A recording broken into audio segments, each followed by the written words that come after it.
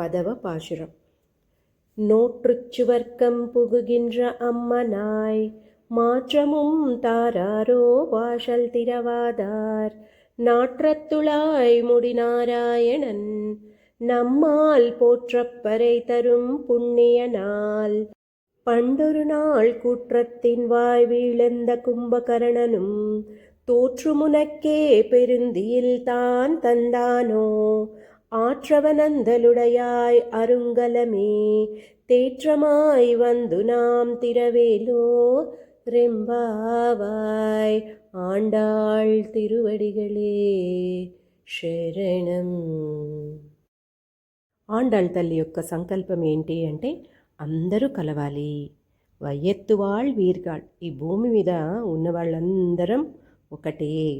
ఇది మన ఆండాళ్ తల్లి యొక్క హృదయ వైశాల్యం. ఏ ఒక్కరు కూడా మంచిని వదులుకోవద్దు అనేది అమ్మ ఔదార్యం. ఒక్కొక్కరిని లేపుతూ తనతో పాటు చేర్చుకొని ముందుకు సాగుతుంది. అందరూ కలిసి పొందాలి అనేది అమ్మ కోరిక. శ్రీకృష్ణుడి వద్దకు వ్రతం చేయడానికి కావలసిన పరికరాల కోసం వెళ్తూ అందరూ ఒక్కొక్క గోపబాలికను లేపుతూ ఈరోజు 5వ గోపబాలికను వాళ్ళ గుంపులోకి చేర్చుకుంటున్నారు. మరి పైకి గోపికలు కృష్ణుడి కథగా మనకు చెప్తున్నా కూడా మనుష్యులుగా మనలో ఉన్న జ్ఞానాన్ని వికసింపచేయడం, ఎలా ఆ జ్ఞానాన్ని వికసింపచేయాలి అనేది చెప్పడమే అమ్మ యొక్క ముఖ్య ఉద్దేశం అన్నమాట. మానవ జీవితం అనగానే సుఖము దుఃఖము ఎలా ఉంటాయి, నదీ తరంగాల్లాగా ఒకదాని వెంట ఒకటి వస్తూనే ఉంటాయి. సుఖమైన దుఃఖమైన ఎప్పటికీ శాశ్వతంగా నిలిచి ఉండవు. మరి అవి ఎలా మారినా నువ్వు మాత్రం మారకుండా ఉండాలి అని చెప్తున్నారు. సుఖ దుఃఖాలు వచ్చినప్పుడు మనలో జరిగే ఆ ప్రక్రియ ఎలా క్రమబద్ధం చేసుకోవాలో అనేది భగవద్గీతలో శ్రీకృష్ణుడు మనకి చెప్పారు. మరి మన మానసిక ఏకాగ్రత ఎలా చెడిపోతుంది అయితే దుఃఖం వల్లనన్నా లేకుంటే సుఖం వల్లనన్నా చెడుతుంది.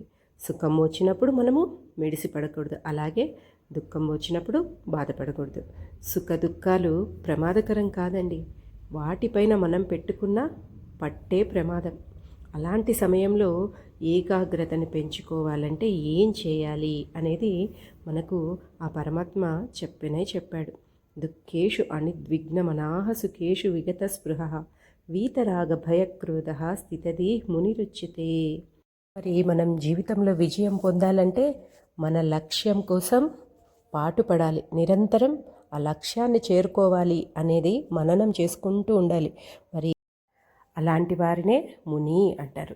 మరి అలా కావాలంటే సుఖం వచ్చినప్పుడు ఒంటిపై స్పృహ లేకుండా, దుఃఖం వచ్చినప్పుడు మనసు ఉద్విగ్నం కాకుండా ఉండాలన్నమాట. మనకు వీటిపైన పట్టు ఉండేలా చూసుకోవాలి. మనలోని రాగం భయంగా మారి క్రోధంగా మారుతుంది. ఈరోజు మన ఆండాళ్ తల్లి లేపే గోపబాలిక ఇలాంటి పట్టు ఉన్న జ్ఞానం కలిగి ఉన్న గోపబాలిక అనమాట.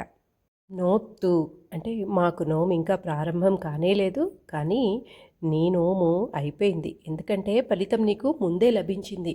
ఇలాంటి జ్ఞానులు చేయవలసినవన్నీ చేసేసి మృత్యువు అనే ఇష్టమైన అతిథి కోసం నిరీక్షించేవారట. శువర్కం, నిద్రలో హాయిగా స్వర్గంలో ఉన్నట్టున్నావు అంటే కృష్ణుడు నీ వద్దే ఉన్నాడు. కృష్ణుడు ఎవరికి లభిస్తే అన్నీ వారికి లభించినట్టే. సకల లోకాలన్నింటినీ తనలో చూపించాడు కదా. ఎప్పటికీ మారకుండా ఏకరూపంగా ఉన్న ఆనందమే భగవంతుడు అని అంటే ఆ భగవంతుడే రూపుదాల్చొచ్చింది శ్రీకృష్ణ అవతారం. అలాంటి ఆయన చిక్కితే అన్నీ చిక్కినట్టే కదా. అంటే ఇక్కడ స్వర్గం అంటే ఆ శ్రీకృష్ణుడే ఆనంద స్వరూపుడు, ఆనందో బ్రహ్మ. అతడు ఆనంద గుణకుడు, ఆనందం బ్రహ్మణో విద్వాన్. ఆయన ఆనందప్రదుడు, ఏషహ్యేవానందయాతి.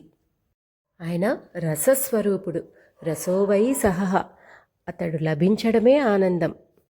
తేషాం రాజన్ సర్వయజ్ఞాః సమాప్తాః. ఎవరికైతే శ్రీకృష్ణ అనుగ్రహం దొరుకుతుందో వారికి ఎలాంటి ఇతరమైన సాధనాలు అనుష్ఠించాల్సిన అవసరం లేనే లేదు. అమ్మనాయ్, ఓ యజమానురాలా, యజమానురాలంటే ఒక నాయకత్వ లక్షణం కలిగిన గోపిక అని. నువ్వు మరి ముందు మమ్మల్ని సుఖింపచేసి కదా నువ్వు సుఖం అనుభవించాలి. మాత్తముం తారారో, ఒక్క మాట మాతో మాట్లాడరాదా? వాషల్ తిరవాదార్, తలుపు తర్వాత తీద్దువు గాని లోపల నుండే మాట్లాడు. నీవు భాగవతోత్తమురాలివి. నిన్ను సేవించుకోవడం ముఖ్యం. నిన్ను శ్రీకృష్ణ సేవ నుండి మేం వేరు చేయటం లేదు. నీ మాట చాలు మాకు, అది మాకు ప్రాణాన్నే కాపాడుతుంది. జ్ఞానం పొందాలనుకునే వ్యక్తికి మహానుభావుల వాక్కు మొదటి రక్ష. వీళ్ళు కృష్ణుడు లోపలున్నాడని అనుమానిస్తున్నారు. ఇక ఏం మాట్లాడినా వీళ్ళు తప్పు పడతారు అని లోపలున్న గోపబాలిక ఏమీ పలకలేదు. లోపల కృష్ణుడేం లేడు అని అన్నట్టుగా ఆమె వీళ్లను పట్టించుకోలేదు. నాట్రత్తుళాయి ముడి, లోపలుండేవాడు మనస్వామియే. ఎందుకంటే తులసిమాలను ధరించినవాడు మనస్వామినే కదా. ఎవరికి ఆపద కలిగినా రక్షించడానికి తానే తగును అని సూచించడానికి గుర్తుగా ఆయన ఆ తులసిమాలను ధరిస్తాడట. మేము ఆ వాసనని గుర్తించాం అనగా లోపలున్న గోపబాలిక, నా పైన లేని ఆ భాండాలన్నింటినీ వేయకండి, చూడండి తలుపులు వేసే ఉన్నాయి. కృష్ణుడు వస్తే ఆయన శరీరం నుండి వచ్చే శ్రీరంగ చందన పరిమళాన్ని నేను దాచిపెట్టగలనా అని చెప్తోంది. నారాయణన్, అతను లేని చోటున్నదా? అతడు అంతా వ్యాపించి ఉన్నాడు కదా. ప్రహ్లాదుణ్ణి ఆయన తండ్రి, నీ విష్ణువు ఎక్కడున్నాడురా అని ప్రశ్నించగా, కిం బహుగిరా త్వయ్యస్తి మయ్యస్తి చ అన్నాడట. ఇలా శత్రువులను కూడా విడువనివాడు ఆయన. మరి అలాంటి ఆయనకి ప్రీతి పాత్రురాలవైనటువంటి నిన్ను ఆయన విడిచిపెడతాడా అంటున్నారు. నమ్మాల్ పోత్తప్పరై తரும், దేవతలకే అందని స్వామి మనలాంటి సామాన్యులందరికీ అందేవాడు ఆయన. పుణ్యనాల్, పుణ్యాన్నిచ్చే ఉదార స్వభావుడు ఆయన. అందరికీ అందాల్సినవాడు. నీ ఒక్కదాని వద్దే ఉంచుకోవడం సబబు కాదు. పండొరునాళ్, ఇదివరకు ఒకసారి కుత్తత్తిన్ వాయువిళంద కుంభకర్ణనం, మృత్యువు నోట్లోకి దూరాడు కుంభకర్ణుడు. రాముడు అందరినీ రక్షించగల ఉదారుడు. ఆయన కుంభకర్ణుని చంపలేదు, కుంభకర్ణుడే మృత్యువు నోట్లో దూరాడు. పూర్వము ఒకడు మంచినీరు తాగడానికై మంచినీటి బావిని తవ్వించి దాంట్లోనే మునిగి చనిపోయాడంట. ఇక్కడ ఆ బావిదే తప్పుందా? బుద్ధిమంతుడైతే ఆ బావిలో ఉన్న నీటిని తాగి బాగుపడతాడు. బుద్ధిహీనుడైతే దానిలోనే పడి ప్రాణం పోగొట్టుకుంటాడు. తోత్తుమునక్కే పెరుందీల్ తాన్ తందాను. ఇంతగా మేము చెప్తుంటే వినట్లేదంటే ఆయనతో నిద్రలో పోటీ పడుతున్నావా? పైపైకి సరదాగా చెప్పినా లోపల వేరే అర్థాన్ని సూచిస్తోంది ఆండాళ్ళ తల్లి. ఒక దివ్యమైన జ్ఞానం కల మహనీయుడితో పోలిస్తోంది అమ్మ. ఎవరు అంటే కుంభను కరణముగా కలిగిన వ్యక్తి అగస్త్యుడు.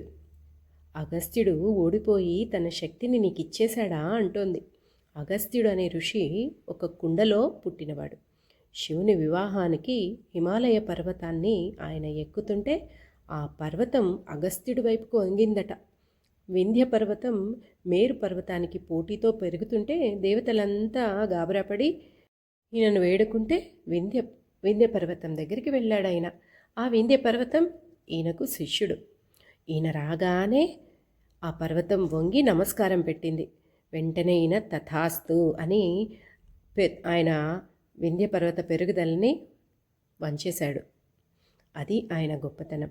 మామూలుగా మనం ఒక్కొక్క పర్వతానికి అధిష్టాన శక్తి విశేషం అనేది ఉంటుంది. మనం దాన్నే పర్వతం అంటాం.